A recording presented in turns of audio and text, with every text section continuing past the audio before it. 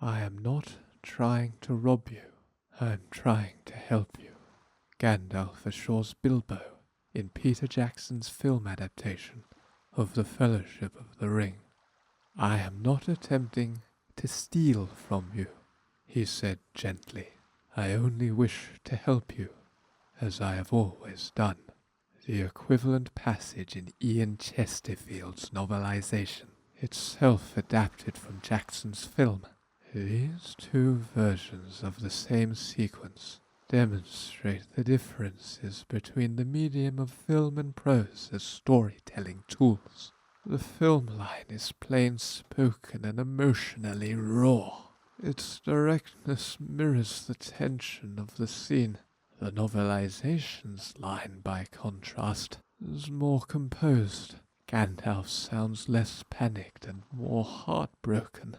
The passage unfolds more slowly, allowing time for reflection, not just reaction. This difference reflects each medium's tempo.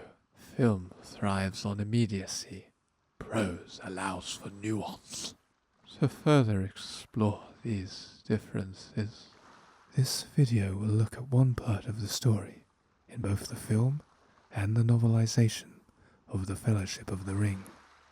First, we'll watch a short clip from the film. Then, we'll read the matching chapter from the novelization.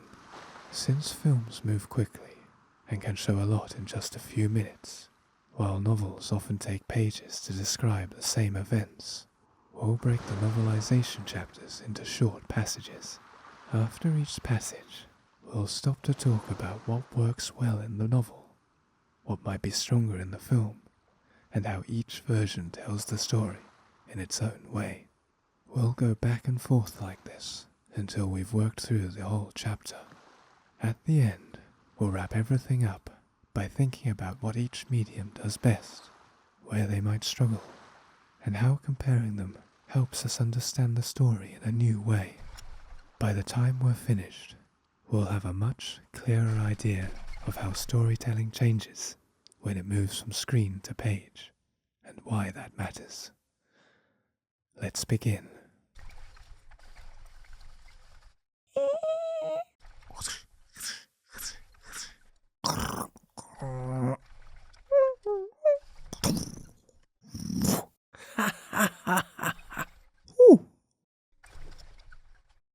I suppose you think that was terribly clever. Come on, Gandalf. Did you see their faces?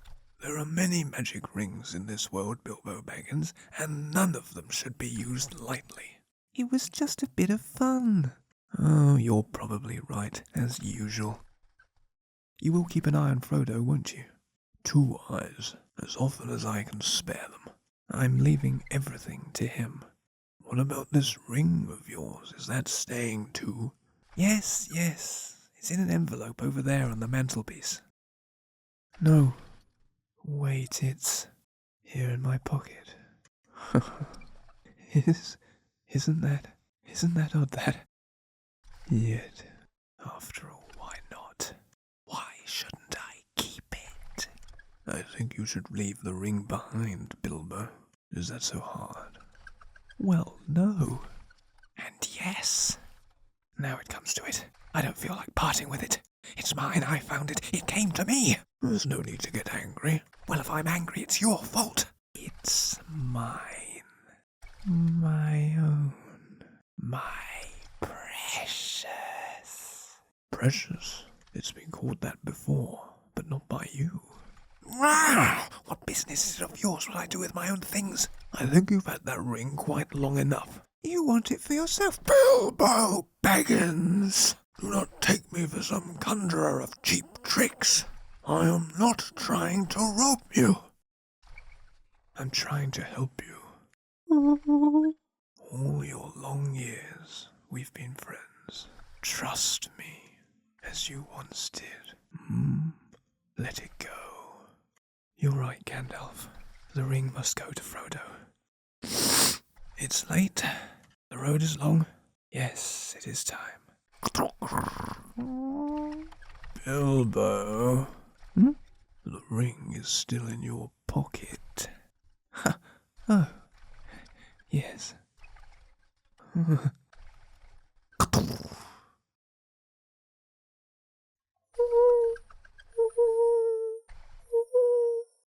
thought up an ending for my book, and he lives happily ever after, to the end of his days. And I'm sure you will, my dear friend. Goodbye, Gandalf. Goodbye, dear Bilbo. The road goes on and on and on, until our next meeting.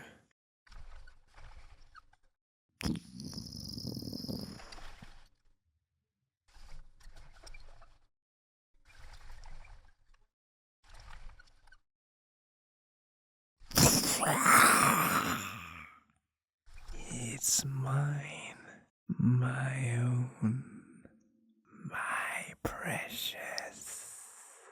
Riddles in the dark. Bilbo! Bilbo! My precious. Precious. He's gone, hasn't he?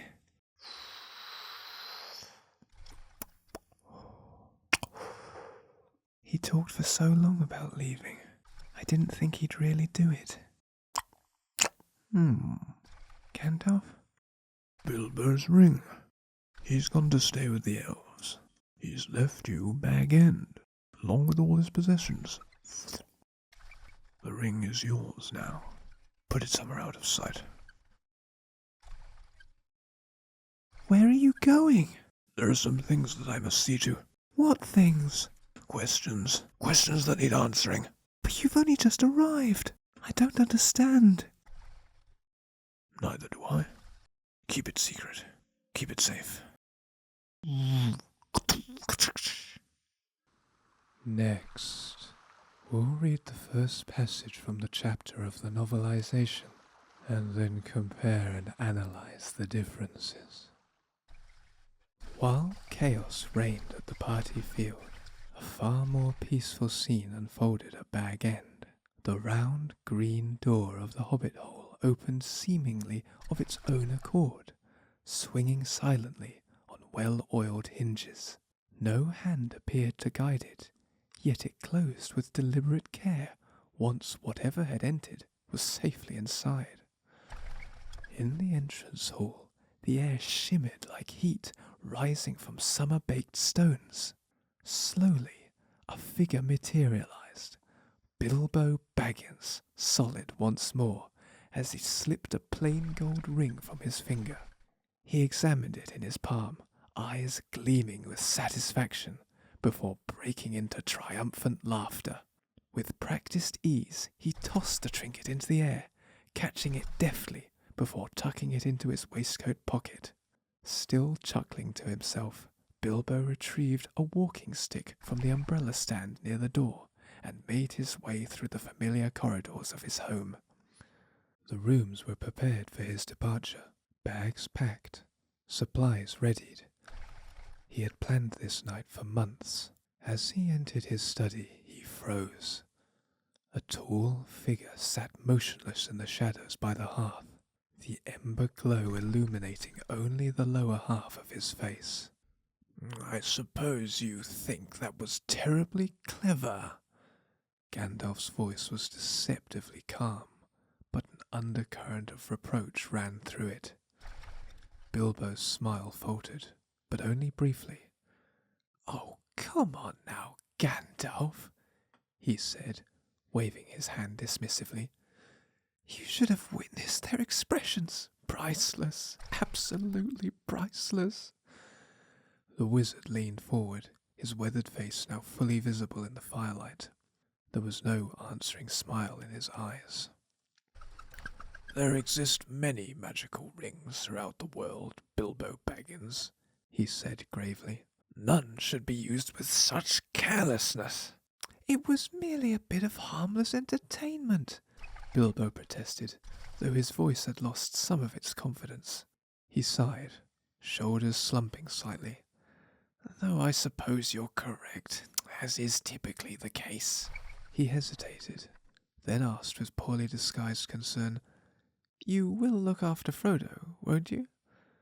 With both eyes, whenever I can spare them, Gandalf assured him, his expression softening.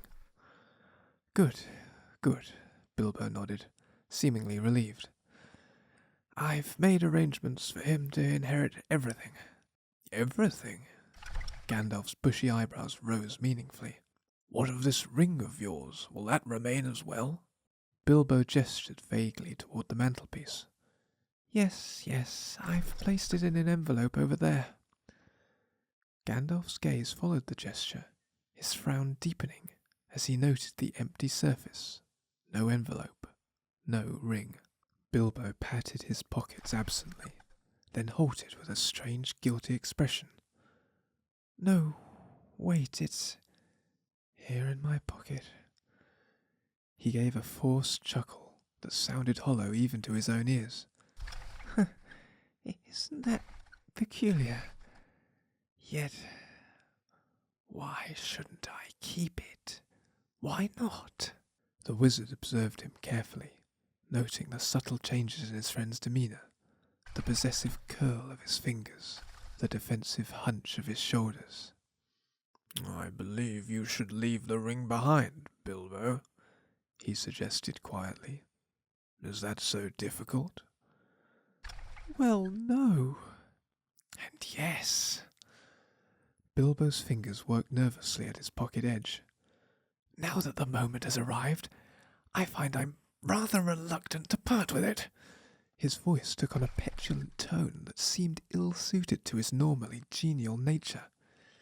It's mine. I discovered it. It came to me. Concern deepened the lines on Gandalf's face.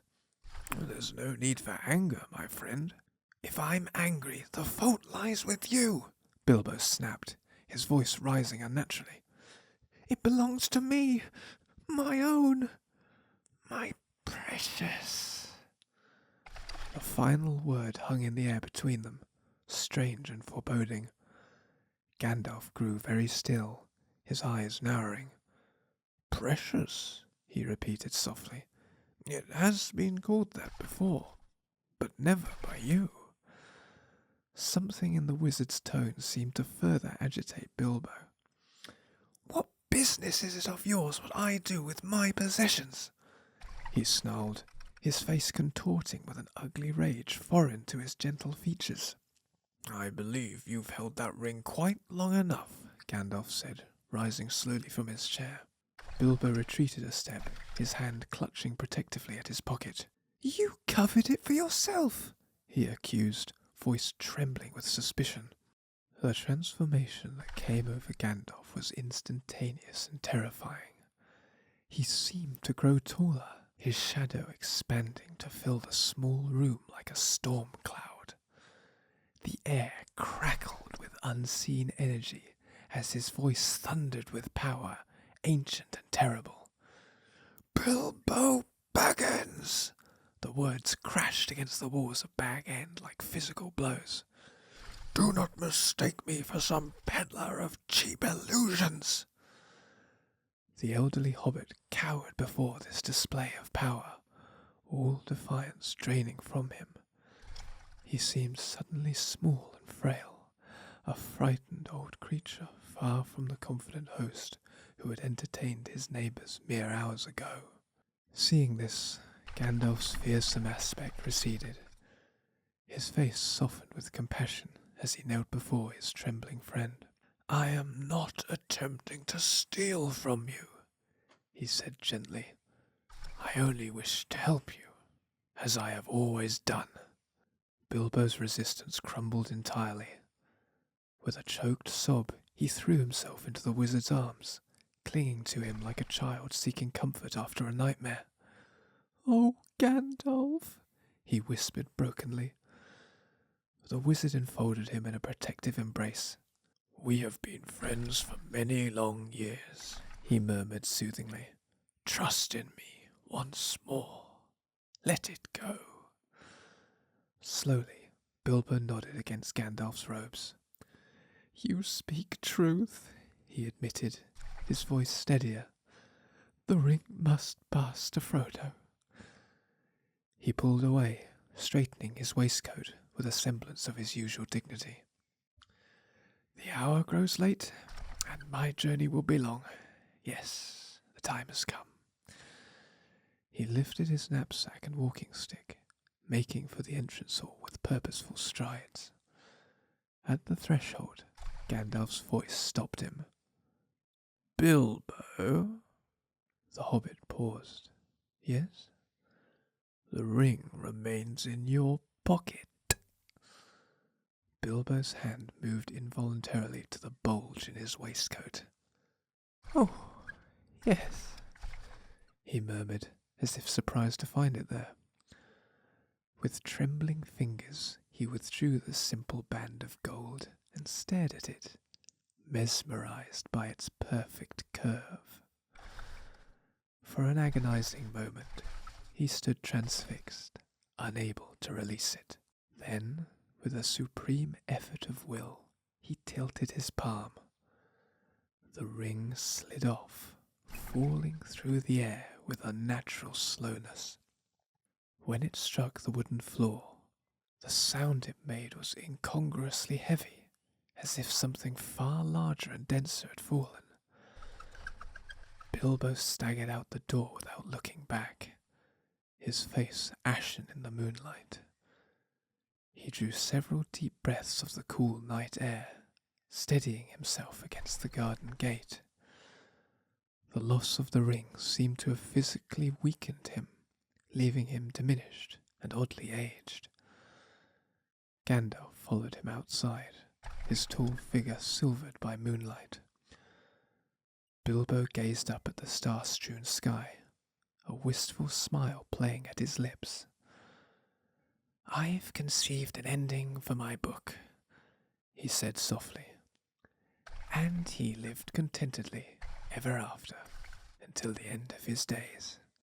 "I have no doubt that you shall," Gandalf replied warmly. "Farewell, Gandalf." "Farewell, dear Bilbo." The old hobbit turned and walked away from Bag End, a solitary figure on the moonlit path. As he disappeared into the darkness, the faint melody of a walking song drifted back on the night breeze, an old tune about roads that wind ever onward through shadow and light. Gandalf watched until the last notes faded into silence. "Until we meet again," he whispered to the empty lane.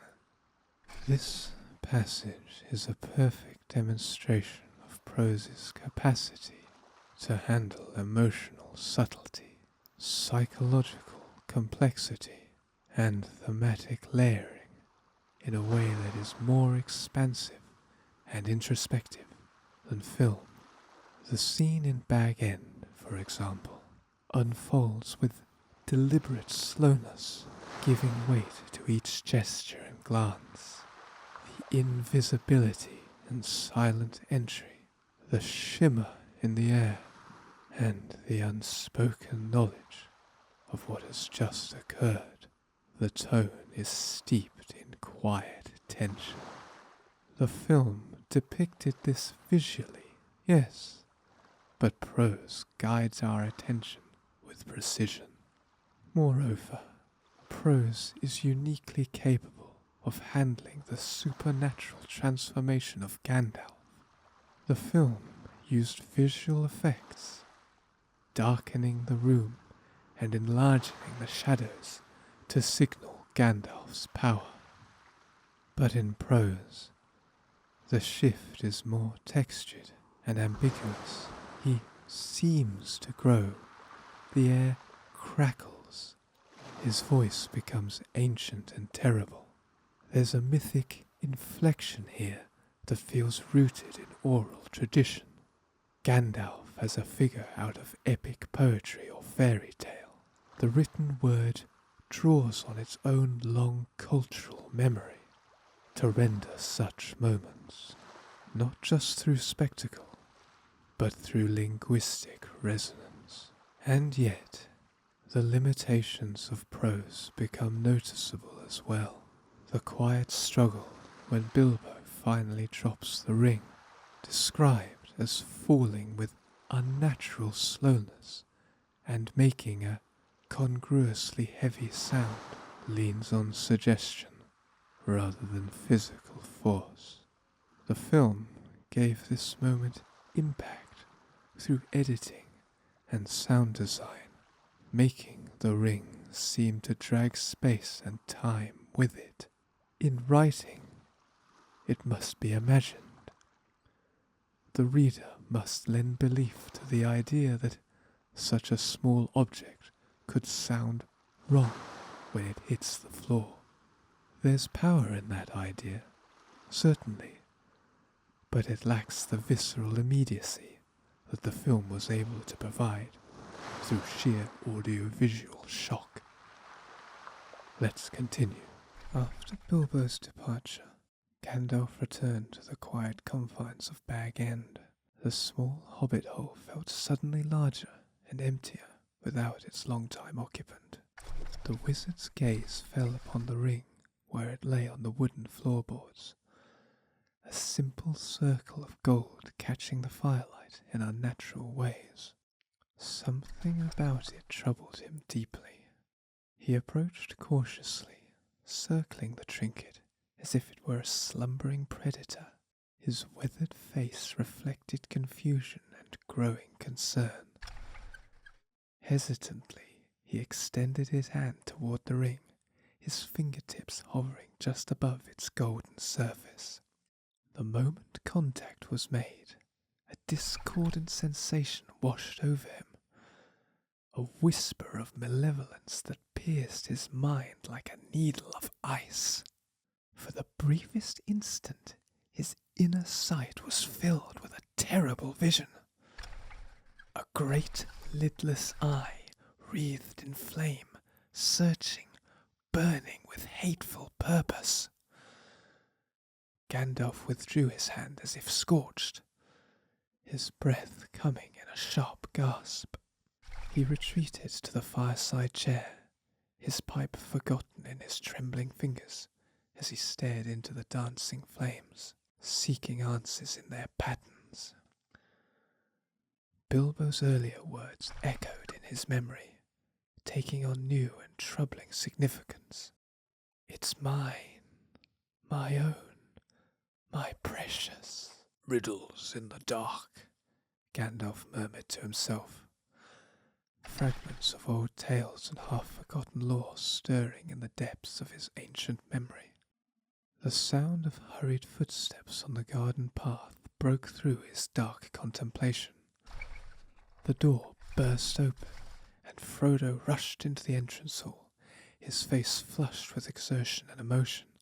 "Bilbo!" he called urgently. "Bilbo!" The young hobbit halted abruptly, his gaze dropping to the floor, where something gleamed in the moonlight streaming through the open door. He bent and retrieved the ring, the same ring that had lain undisturbed since Bilbo had dropped it. In the adjacent room, Gandalf remained lost in disturbing thoughts, whispering almost inaudibly, "My precious, precious." Frodo stepped into the sitting room, the ring held loosely in his palm. His expression was one of resigned sadness. "He's truly gone, isn't he?" he asked softly. "He spoke of leaving for so long, yet I never believed he would actually do it." "My own," Gandalf continued, seemingly unaware of Frodo's presence. "Gandalf?" Frodo's concerned voice finally penetrated the wizard's reverie. Gandalf turned toward the young hobbit, his gaze immediately drawn to the small golden circle nestled in Frodo's palm. For a moment, something dark and vigilant flickered in the wizard's eyes. Then recognition returned, and his features softened into a smile that did not quite reach his eyes. "Bilbo's ring," he said, with a casualness that seemed forced. He rose abruptly, moving to the writing desk where Bilbo's papers lay scattered.